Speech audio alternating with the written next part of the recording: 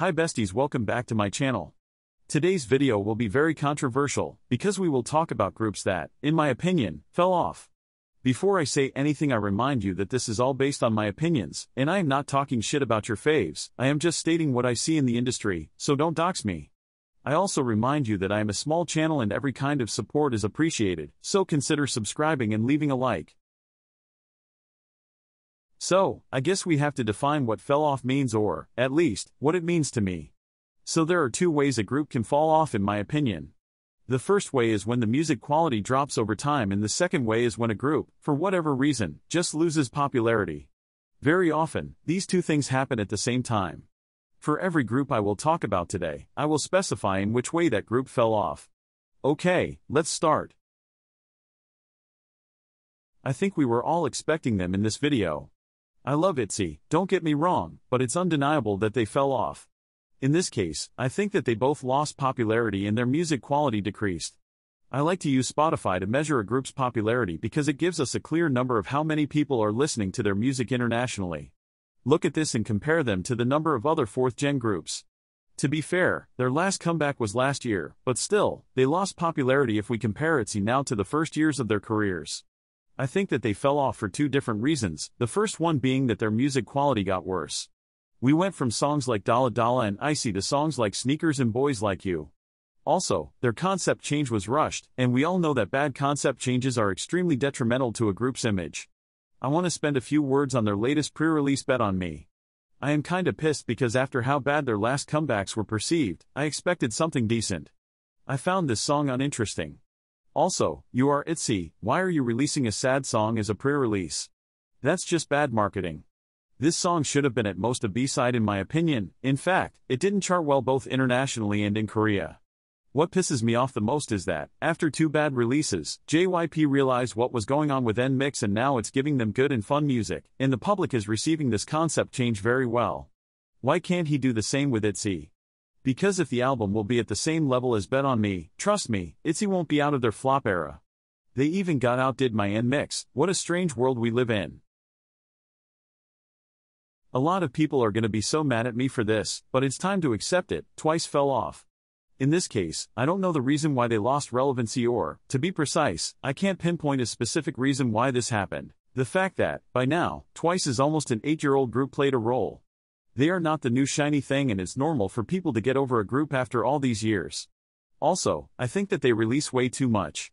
I may be unpopular, but the Blackpink tactic of releasing once every 1 to 2 years, when you are already a well-established group with an established fanbase, is the best one, because they effectively avoid overexposure, and they build hype around every release. It drives me nuts thinking how many comebacks Twice have every year as an 8-year-old group. Also, a lot of people were attached to the more cute image of Twice, and when they started to go for a more mature sound and concept, a chunk of their fandom decided to leave. Lastly, I find their recent songs very generic. Before you start harassing me in the comments, yes, Twice are still huge and they are still extremely popular. I wouldn't say they are flopping, they just fell off a little if we compare their popularity now to their popularity in 2019-2020. I remember how much hype there was around them when they just came out of Girls' Generation 999 and they released their debut. And to be honest, I like Up and Giddy, but they are too inconsistent. Because they might have some good title tracks, but they also have bad ones, and when they are bad they are really bad. Yes, I am looking at you Wa Dada and We Fresh. They are too inconsistent with the quality of their releases, and I think it makes standing them hard for a lot of people, me included. The fact remains that, just by looking at the streams and the views, you'll see a huge decrease. They are a temporary group, so it doesn't really matter I guess since they'll disband next year, but still, it's sad because they had potential. When was their last big hit? Maybe in 2019 with Psycho? I just started to get into Red Velvet and they make very good music.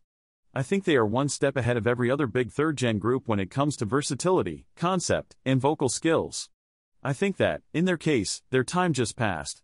They've been a group for a long time, and people are just not attracted to them like before. They have a big loyal fanbase, but I would say they are not as mainstream as before if you know what I mean.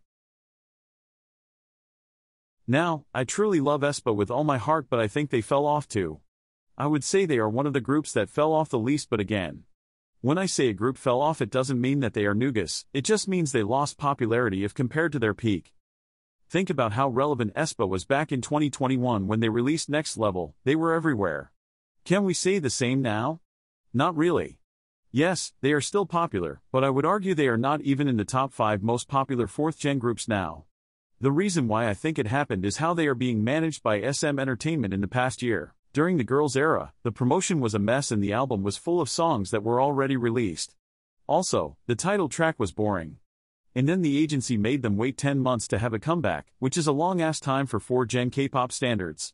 The last album was pretty good and I liked the switch to the real-world concept, but still, they took too much time to release this project.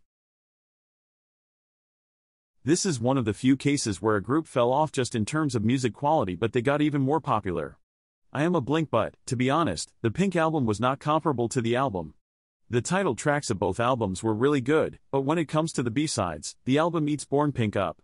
I am waiting for the day we'll have B-sides like Pretty Savage and Crazy Over You, again. Okay, that's it. I am really curious to hear your thoughts about these groups. I hope you enjoyed this video and I remind you to subscribe to the channel and leave a like. Also, let me know your favorite songs of 2023 in the comments. Bye bye.